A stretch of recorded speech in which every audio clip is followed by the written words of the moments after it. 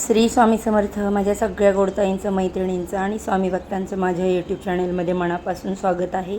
आजचा दिवस तुम्हाला सुखाचा, समाधानाचा, आनंदाचा जाओ. तसेच माझ्या सगळ्या यूट्यूब फॅमिलीला माझ्याकडून दसऱ्याच्या खूप खूप शुभेच्छा. चला तर मग आजच्या नवीन व्हिडिओला सुरुवात करते. शारदीय नवरात्रीचे 9 दिवस पूर्ण झाल्यानंतर 10व्या दिवशी विजयादशमी म्हणजे दसरा हा सण साजरा केला जातो. अश्विन महिन्याच्या शुक्ल पक्षाच्या दशमी तिथीला दसरा हा सण येतो आणि आपण सर्वांना माहीत आहे की 3.5 मुहूर्तापैकी हा एक मानला जाणारा सण म्हणजे दसरा आहे. तर यंदा हा सण 12 ऑक्टोबरला शनिवारी साजरा केला जाणार आहे. यावर्षी एक विशेष योगायोग म्हणजे नवमी तिथी आणि दसरा एकाच दिवशी आले असल्याने या दिवसाचे महत्त्व आणखी वाढले आहे. त्यामुळे या दिवशी सर्वजण घट तर उठवणारच आहेत, शिवाय नवरात्रीचे 9 दिवसाचे जे उपवास आहेत ते देखील आजच्या दिवशी आपल्याला सोडायचे आहे. त्याचसोबत दसरा हा अतिशय शुभ दिवस आहे. त्यामुळे या दिवशी घरातील व्यक्तींनी कोणकोणती कामे करावीत जेणेकरून आपल्या घरावर अखंड लक्ष्मी नांदत राहील, घरामध्ये नेहमी सुख, समृद्धी, शांती, आयुष्य, आरोग्य लाभेल. आपल्या हिंदू धर्मामध्ये प्रत्येक सणांना महत्त्व वेगवेगळ्या पद्धतीने दिले आहे. जर आपण प्रत्येक सण योग्य पद्धतीने साजरा केला किंवा त्या दिवशी आपण अशी काही चांगली कामे केली तर त्यांचे चांगले परिणाम आपल्याला पाहायला मिळतात.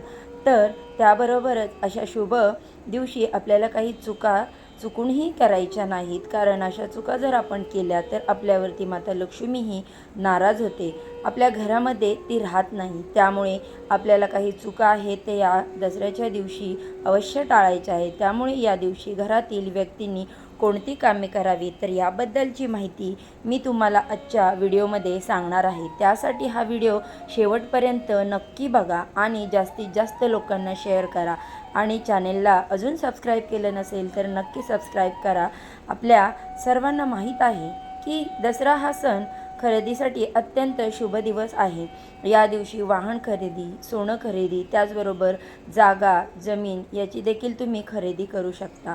पण सध्या सोनं, वाहन, जमिनी खरेदी करणं हे सगळंच काही किमती खूप मोठ्या प्रमाणात वाढलेल्या आहेत. पाहताना तर सर्वसामान्य माणसांना हे घेणं परवडणार नाही किंवा ते घेऊ शकतही नसतील. त्यांनी अशी ही छोटी छोटी कामे केली तर त्यांच्या घरीसुद्धा लक्ष्मी नांदत राहील, घराची भरभराट होईल.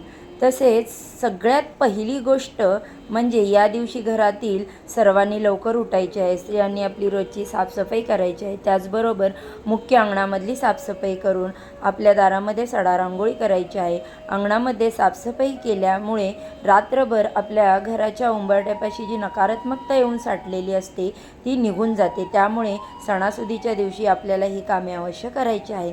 सकाळी लवकर उठल्यानंतर स्वच्छ स्नान करून नवीन वस्त्र परिधान करायचं आहे. हा दिवस अत्यंत शुभ आहे, कारण हा 3.5 मुहूर्तापैकी एक शुभ मुहूर्त मानला जातो. या सणाला खूप असं काही वेगळं महत्त्व आहे. त्यामुळे तुम्हाला कोणालाही चांगलं काम करायचं असेल तर तुम्ही या दिवशी मुहूर्त पाहायची गरज नाही, तुम्ही ते काम करू शकता. त्यामुळे तुम्हाला दुकानांचे उद्घाटन करायचं असेल किंवा एखादी छोटी मोठी वस्तू खरेदी करायची असेल तर अवश्य करू शकता. तुम्ही वाहन खरेदी, सोने खरेदी किंवा कोणतीही मोठी वस्तू खरेदी करू शकता. इलेक्ट्रिक वस्तूंची खरेदी करू शकता, मग ती कितीही छोटी असू द्या, मोठी असू द्या. TV, फ्रीज, वॉशिंग मशीन, इस्त्री कोणती वस्तू असेल ती तर तुम्ही खरेदी करायची असेल तर तुम्ही या दिवशी करू शकता. आपल्याला सर्वात आधी या वस्तूंची पूजा करायची आहे आणि नंतर ती वस्तू वापरामध्ये घ्यायची आहे. यामुळे काय होतं, ती वस्तू जास्त काळ टिकते असं म्हणतात आणि विशेष म्हणजे ती वस्तू आपल्याला जास्त उपयोगी पडते. त्यामुळे आपल्याला या दिवशी तर तिची पूजा करायची आहे. हळदी, कुंकू, फुलं, अक्षदा आणि सोबत आपट्याची पानं वाहून आपल्याला पूजा करायची आहे. कारण की दसऱ्याच्या दिवशी झेंडूच्या फुलांना खूप जास्त महत्त्व आहे. त्यामुळे या दिवशी आपण जास्तीत जास्त झेंडूची फुले घरी आणायची आहेत आणि सर्वात पहिलं म्हणजे आपल्या घराच्या मुख्य दरवाजावर झेंडूचं, फुलांचं आणि आंब्याच्या पानांचं तोरण आपल्याला अवश्य लावायचं आहे. या मुख्य दरवाजावरती आंब्याच्या पानांचं आणि झेंडूच्या फुलांचं जर तोरण लावलं तर माता लक्ष्मी आपल्या घराकडे आकर्षित होते असं म्हटलं जातं. इतर दिवशी आपण तोरण नाही लावलं तरी चालेल, परंतु दसऱ्याच्या दिवशी आपल्याला मुख्य दरवाजावर आंब्याच्या पानांचं आणि झेंडूच्या फुलांचं तोरण हे अवश्य लावायचं आहे. या दिवशी सगळीकडे झेंडूची तोरणं लावली जातात. घराचा दरवाजा व दुकानावरती देखील ही तोरणं लावली जातात. तसेच या दिवशी आपल्याला आपल्या देवघरातील देव स्वच्छ करून त्यांची स्थापना नवीन वस्त्रावरती करायची आहे आणि देवाची पण छान अशी पूजा करायची आहे. या दिवशी देवांना आपण झेंडूची फुले आणि आपट्याची पानं व्हायची आहे. त्याचबरोबर आपल्या घरामध्ये किंवा हॉलमध्ये जी काही देवदेवतांचे फोटो लावलेले असतील तर ते फोटो पण आपल्याला स्वच्छ कपड्याने पुसून त्यांची पण पूजा या दिवशी करायची आहे. त्या फोटोंना झेंडूच्या फुलांचा हार घालायचा आहे. या दिवशी सोन्याचं प्रतीक म्हणून आपट्याची पाने ही दान देण्याची एकमेकांना प्रथा आहे. त्यामुळे या दिवशी सर्वात आधी सर्व देवदेवतांना आपट्याची पानं व्हायची आहेत. या दिवशी सर्वजण एकमेकांच्या घरी जाऊन त्यांचं अभिष्टचिंतन करतात. एकमेकांसोबत दसऱ्याच्या शुभेच्छा देतात. सोने म्हणून आपट्याची पाने देतात. मोठ्यांचे आशीर्वाद घेतात आणि सोनं घ्या सोन्यासारखे राहा असं म्हटलं जातं. सगळी वैर विसरून इतर चुका माफ करून नवीन नाती जोडण्याचा प्रयत्न करावा. या शुभ मुहूर्तावरती अनेक जण खरेदी पण करतात. तुम्ही कोणतीही छोटी मोठी वस्तू नक्की खरेदी करा. या मुहूर्तावरती काही गोष्टी खरेदी केल्यास तुम्हाला आर्थिक स्थिती जी तुमची आहे ती मजबूत होते. आयुष्यामध्ये कधी पैशाची कमतरता भासत नाही आणि शुभ खरेदी केल्यामुळे तुमची संपत्ती देखील वाढते. तर या दिवशी शस्त्रपूजा देखील केली जाते. तुमच्याकडे जी काही छोटी मोठी शस्त्र असतील, चाकू असेल किंवा मोठ्या तलवारी असतील, काही जण काही शस्त्र असू द्या, त्यांची देखील आपल्याला या दिवशी पूजा करायची आहे. ती स्वच्छ करून घ्यायची. हळदी कुंकू, अक्षदा, त्यानंतर फुले, आपट्याची पानं, त्यानंतर घटाचे जे आलेले कोंब आहे ते आपल्याला त्यामध्ये व्हायचे आहे. तसेच आपल्या घरामध्ये जी कोणतीही वाहने असतील, अगदी मोठ्या गाड्या असतील किंवा छोट्या मुलांच्या सायकल असतील, त्या देखील स्वच्छ करून आपल्याला घ्यायच्या आहेत आणि त्यांची पण या दिवशी पूजा करायची आहे. तसेच गाडीवरती हळदी कुंकू आणि स्वस्तिक काढायचं आहे किंवा 5 नाम काढायचे आहेत. या गाडीची व आपल्याला हळदी कुंकू, झेंडूची फुलांचा हार घालून आपट्याची पाने वाहून पूजा करायची आहे. तसेच नारळ वाढवायचे आहे, कारण की या गाड्या देखील आपल्याला अनेक वेळी खूप उपयोगी पडत असतात आणि वर्षात आपण अशा काही शुभ दिवशी गाड्यांची पण पूजा करणं आवश्यक आहे.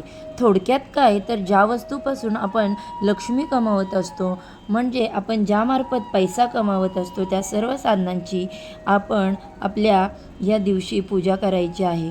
मोबाईल, लॅपटॉप किंवा तुम्ही जे कोणते पैसे कामासाठी मिळवतात ती जी साधने असतील, ते साधनं वापरत असाल तर त्या सगळ्यांची या दिवशी आपल्याला पूजा करायची आहे.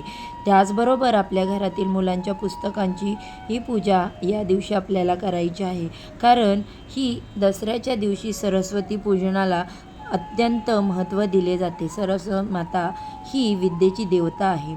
सरस्वती मातेचा आशीर्वाद सदैव आपल्यावरती, आपल्या मुलांवरती राहावा यासाठी सर्व गोष्टी आपल्याला करायच्या आहेत. आपल्या मुलांची जी काही पुस्तके असतील, शालेय वस्तू असतील, तर त्यांची पूजा देखील आपल्याला या दिवशी करायची आहे. या दिवशी सरस्वती पूजन केल्यामुळे मुलांची अभ्यासामध्ये प्रगती होते. तुमच्याकडे जर सरस्वती मातेचा फोटो असेल तर या दिवशी तुम्ही या फोटोची पूजा करा. फोटो नसेल तर पाटीवर किंवा वहीवरती तुम्ही सरस्वतीचे चिन्ह काढून त्याची पूजा करू शकता. दसरा हा दिवशी 3.5 मुहूर्तांपैकी एक मुहूर्त मानला जातो. त्यामुळे या दिवशी घरामध्ये कटकट, भांडणं, वादविवाद अजिबात करू नये. कोणाला शिवीशाप देऊ नये. उलट या सणाला एकमेकांना भेटून, एकमेकांना आशीर्वाद देऊन प्रेमसंबंध वाढवावे अशी वागणूक या दिवशी केली जाते. कोणत्याही तामसी पदार्थाचे सेवन या दिवशी करू नये. शुद्ध आणि सात्विक आहार घ्यावा. हे काही छोटे मोठे नियम पाळले तरी देखील माता लक्ष्मी आपल्यावरती प्रसन्न राहते. या दिवशी प्रभू श्रीरामांनी रावणाचा वध करून विजय मिळवला होता. त्यामुळे दसरा हा सण साजरा करण्याची पद्धत आहे. या दिवशी देवी दुर्गेनं महिषासुराचा वध केला होता.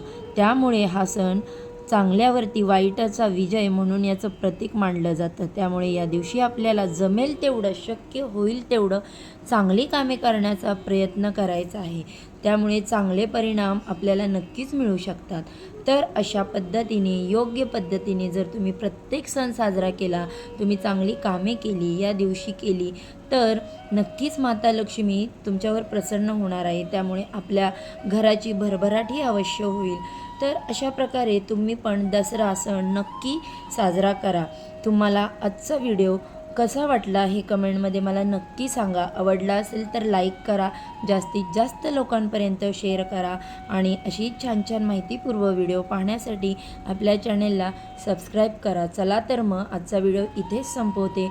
उद्या अशा छानशा माहितीबरोबर, छानशा व्हिडिओबरोबर पुन्हा भेटूया. सर्वांना श्री स्वामी समर्थ.